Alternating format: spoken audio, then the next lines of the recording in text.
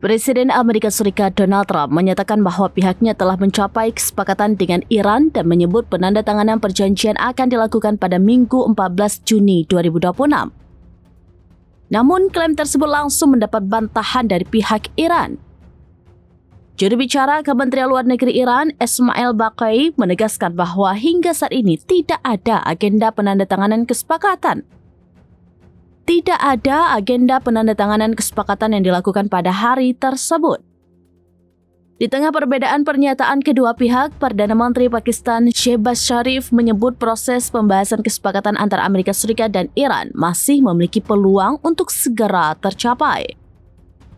Menurut Sharif, kesepakatan tersebut berpotensi diselesaikan dalam waktu dekat.